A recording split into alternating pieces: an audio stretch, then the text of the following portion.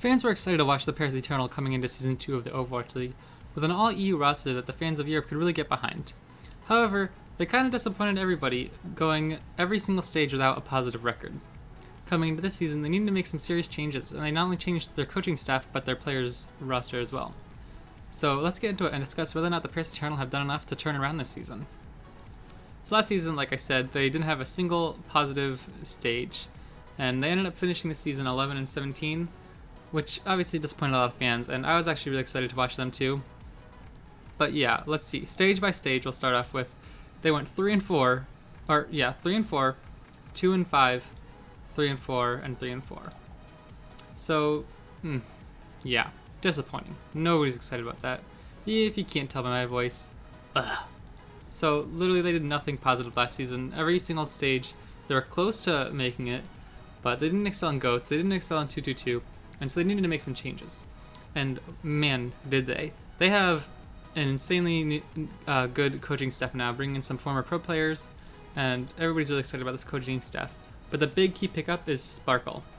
This guy is a DPS prodigy, and this is like Rookie of the Year candidacy, except he's underage until, like 2/3 of the way through the season.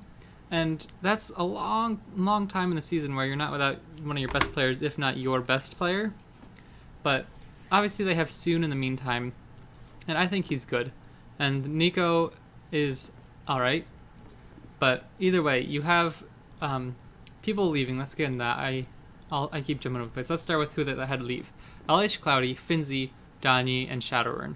So all underperforming players, basically. I think these guys were all part of the reason they were average for so long. So this is big that they were able to replace these guys. LH Cloudy's on the Gladiators, Finzi's on Team Envy, and Donnie and Shadowburn are still free agents at the moment.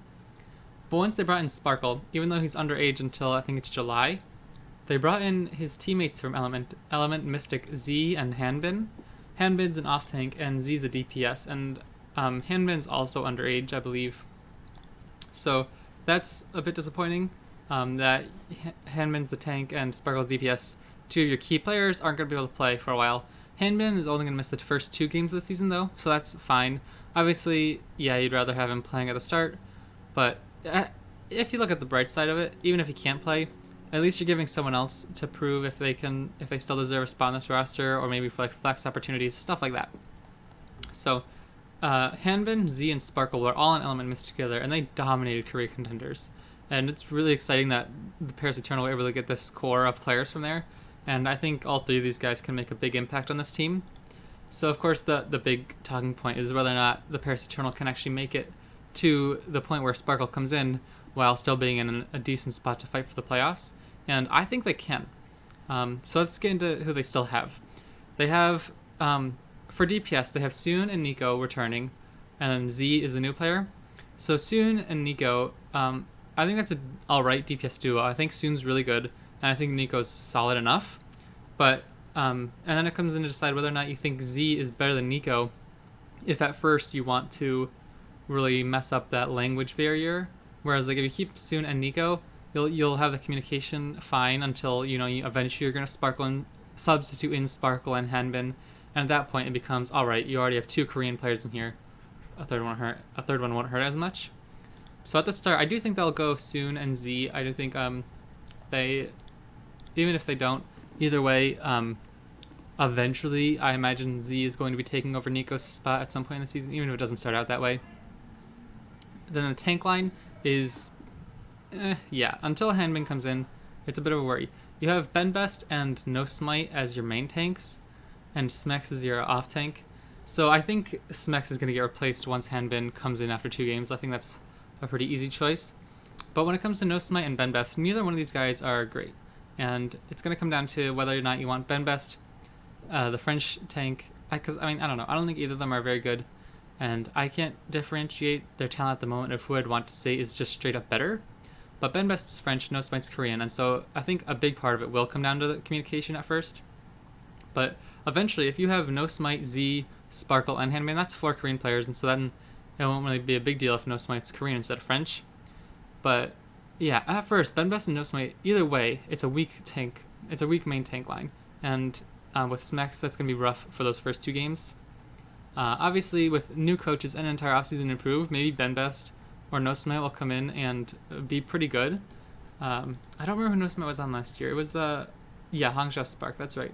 So he was a weak link there, I think. Yeah, I'm excited that they won't have Smex as their off tank for long, and I think it'll be a big part of if they can keep up before Sparkle comes in. And your support line is pretty weak, and they don't really have much here to change it. You have Hip, Cruz, Gray, and FD God. I'm pretty sure FD God's just going to be a substitute. So yeah, Cruz and Gray I think are probably going to be starting there. And they're both alright. I don't think either of them are very good though. Like they're I think they could start for like a lower table team. But I think the big part is that Cruz is like a really strong character for this team. Like in quote unquote the locker room. And even if they're not exceptional on the field, I don't think they're going to be throwers, you know what I mean? But it's definitely a weak tank line and a weak support line that Soon and Nigo or Soon and Z will kind of have to try to keep up until Sparkle and Hanbin can come in. But either way, it's definitely looking rough for the first part of the season. And I think in the future, this team, if you have Soon and Sparkle as your DPS, and you have Hanbin and or I don't know, because I can't imagine them replacing Soon with Z at the moment. But either way, if you have Soon and Sparkle, and then you have Hanbin as your off tank, that's 3 solid players. And I think if you get, like, I don't think you need to replace the supports right now. I don't think that's a big deal. Eventually, obviously, you'd love to get somebody in there. But at the moment, I think the main tank is the biggest concern. And I think this season, I think they'll be average until Sparkle comes along. And at that point, I think that'll be a big key piece to help them improve. And I don't know if they'll be in position to make the playoffs at that point, even if Sparkle can carry them to several wins.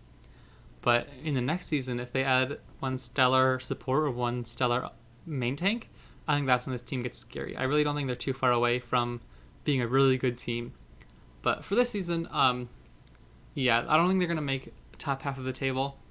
If they had Sparkle full-time, maybe.